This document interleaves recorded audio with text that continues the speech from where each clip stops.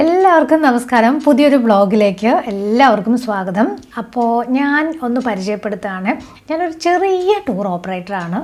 ഡോറയുടെ പ്രയാണം എന്നാണ് നമ്മുടെ ടൂറിൻ്റെ പേര്. ഇതൊരു വൺ ഡേ ട്രിപ്പാണ്. ഇത് ശരിക്കും പറഞ്ഞു കഴിഞ്ഞാൽ വളരെ കുറച്ച് ദിവസത്തിനുള്ളിൽ പ്ലാൻ ചെയ്തിട്ടുള്ളൊരു ട്രിപ്പാണ്. ശരിക്കും നമുക്ക് തൃശ്ശൂരിൽ നിന്ന് കോട്ടയത്തേക്ക് ഇവിടെ കടുത്തുരുത്തിയിലേക്ക് എത്താനായിട്ട് ഒരു 3-3.5 മണിക്കൂറൊക്കെ നമുക്ക് എടുത്തു. ഇപ്പം സമയം 11 മണിയാണ് കേട്ടോ. നമ്മൾ ബ്രേക്ക്ഫാസ്റ്റൊക്കെ കഴിച്ച് വരുന്ന വഴിയിൽ ഇപ്പോൾ ഇവിടെ എത്തിയ സമയം ഇതാണ്. ശരിക്കും 5 മണി വരെയാണ് ഇവിടെ നമുക്ക് സ്പെൻഡ് ചെയ്യാനുള്ള ടൈം എന്ന് പറയുന്നത്. അങ്ങനെ നമ്മൾ മാംഗോ മെഡോസിൽ എത്തിയിരിക്കുകയാണ്. 18 പേരാണ് നമ്മുടെ ഈ ഒരു ട്രിപ്പിലുള്ളത്. എനിക്ക് തോന്നുന്നു കൊറോണയ്ക്ക് ശേഷം ഇത്രയും പേര് ആദ്യമായിട്ടാണ് വരുന്നത്. എന്തായാലും നമുക്ക് ബാക്കിയുള്ളവരെ കാണാം.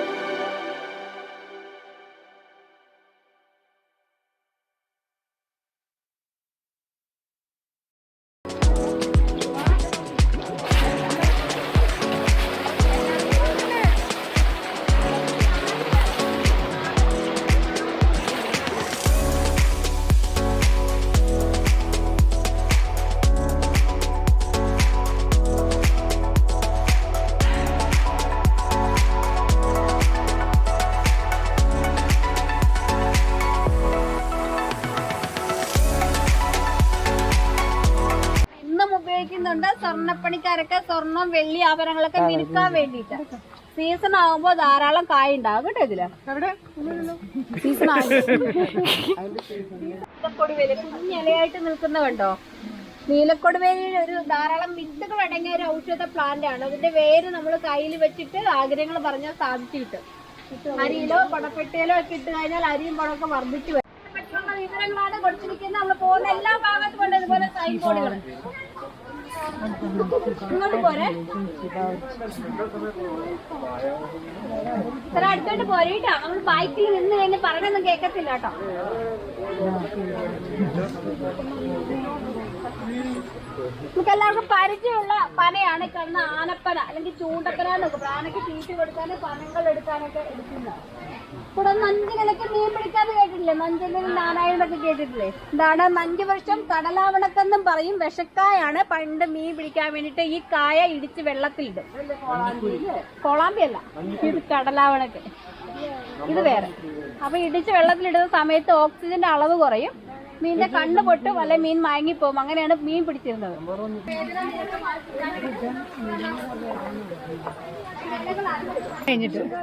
കൊട്ടവഞ്ചിയാണ്. കൊട്ടവഞ്ചിയിൽ നിർബന്ധമായിട്ടും നമ്മളെ ജാക്കറ്റ് ഇടണം.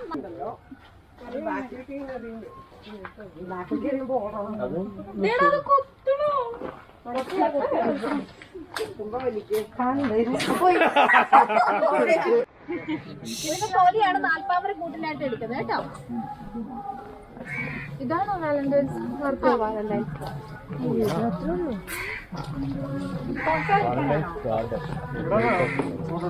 പ്രണയിക്കാൻ അറിയിടും.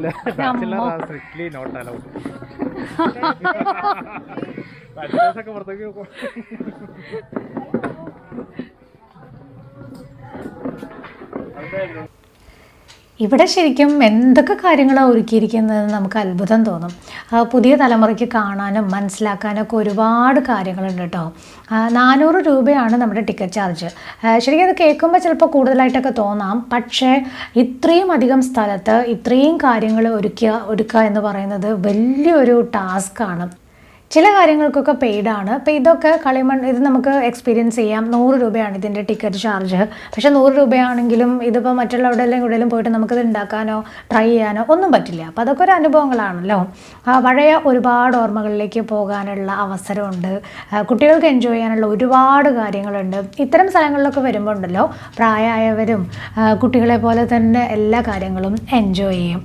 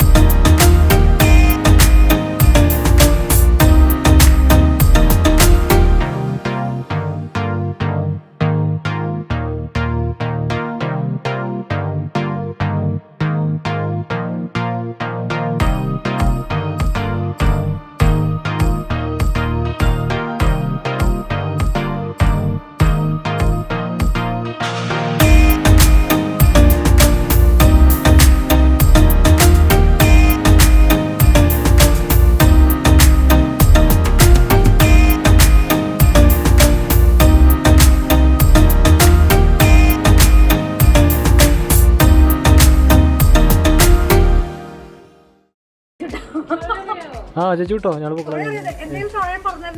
എങ്ങനെയും പോവാം.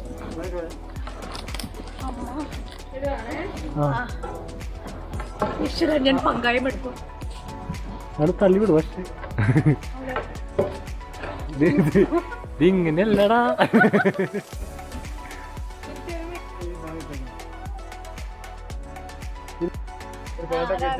ആദ്യം കുട്ടികള് എല്ലാം അങ്ങനെ തന്നെ അല്ലേ? പിന്നെ മിക്സഡ്. അങ്ങനെ ഷിനു കഷ്ടപ്പെട്ട് ഒരു കരയ്ക്ക് എത്തിക്കാൻ നോക്കുകയാണ്. എളുപ്പമല്ല. ട്രാവലർ ഓടിക്കണ സുഖമില്ലേ അല്ലേ മോനെ?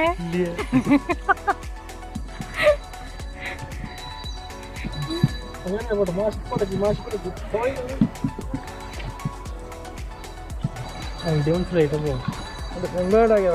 വലിയ വില കൊടുക്കണ്ടേ?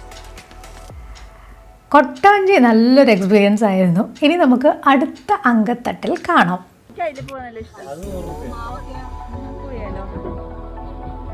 അതല്ലേ പ്രകൃതി ഭംഗി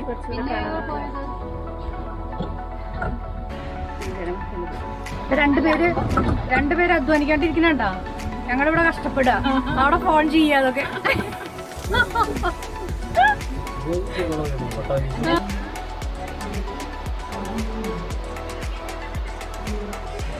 പേടിയുണ്ടോ? എവിടെയാ നോക്കട്ടത്തിലൊക്കെ ഞാൻ ആരൊക്കെ അറിയാന്ന് ഞാൻ നോക്കട്ടെ കേട്ടോ.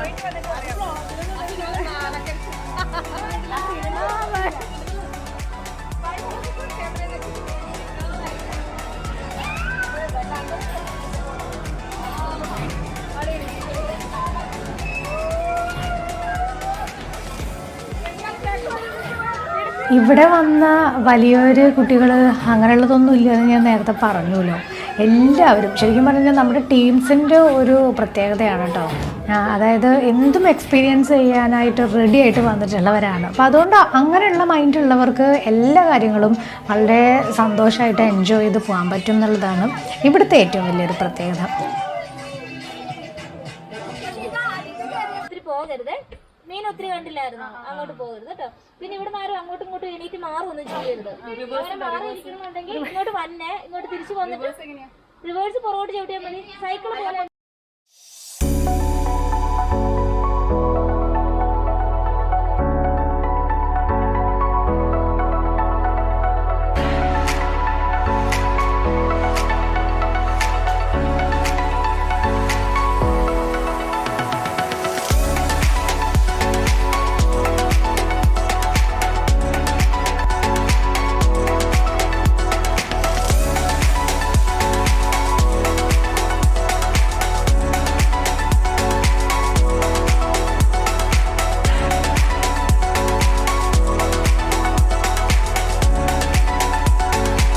ഇനി തോണിയിൽ കൂടെ കയറിയിട്ട് നമ്മൾ ഈ കലാപരിപാടികൾ അവസാനിപ്പിക്കുകയാണ്.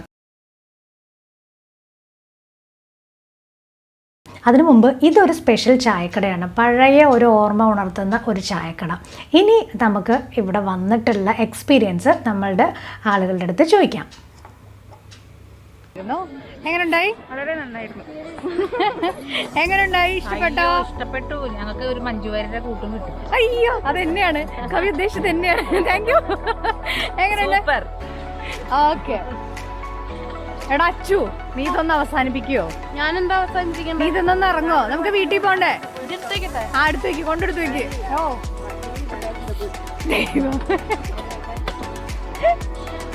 രണ്ട് ചെറിയ കുട്ടികളവിടെ ഊഞ്ഞാലാടുണ്ടിട്ടാ. മക്കളെ വീട്ടിൽ പോണ്ടേ? എങ്ങനെ ഉണ്ടായി? അടിച്ചു പൊളിച്ച്. മാസ്ക് മാറ്റോ? എങ്ങനെ ഉണ്ടായി? ഇഷ്ടപ്പെട്ടോ?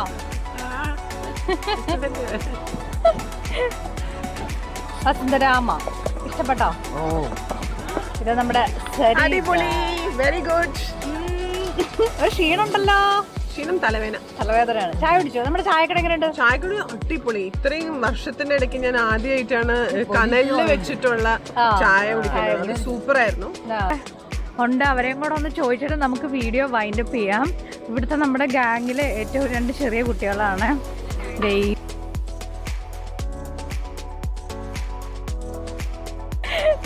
രണ്ട് ചെറിയ കുട്ടികളെ ഞാൻ വീട്ടിൽ പോകാൻ വേണ്ടി വിളിക്കാൻ വന്നതാ. വീട്ടിൽ പോവാം മക്കളെ. എങ്ങനെയുണ്ട്? നിങ്ങൾക്ക് ഇഷ്ടപ്പെട്ടോ ഇവിടെ? പറയൂ. ഇനി വീട്ടിൽ പോണം. നിങ്ങളുടെ സ്കൂൾ അടച്ചിട്ടില്ലല്ലേ? നമുക്കിനി ക്ലോസ് ചെയ്യാട്ടാ. വീട്ടിൽ പോവാം. വാവേ എങ്ങനെയുണ്ട്? ഇഷ്ടപ്പെട്ടോ? ഇഷ്ടപ്പെട്ടോ? ആ, ഇഷ്ടായോ? അടിപൊളി. അങ്ങനെ നമ്മൾ ഇന്നത്തെ വീഡിയോ ഇവിടെ വൈൻഡപ്പ് ചെയ്യാണ്. അപ്പോൾ ഇനി പുതിയ വിശേഷങ്ങളും കാര്യങ്ങളും ഒക്കെ ആയിട്ട് വീണ്ടും അടുത്ത വ്ളോഗിൽ നമുക്ക് കാണാം. അപ്പോൾ അതുവരേക്കും ബൈ. നിങ്ങളുടെ കമൻറ്റ്സ് അറിയിക്കണം. ആദ്യമായിട്ടാണ് ചാനൽ കാണുന്നതെങ്കിൽ സബ്സ്ക്രൈബ് ചെയ്യാൻ മറക്കരുത്. അപ്പോൾ എല്ലാം പറഞ്ഞ പോലെ ബൈ.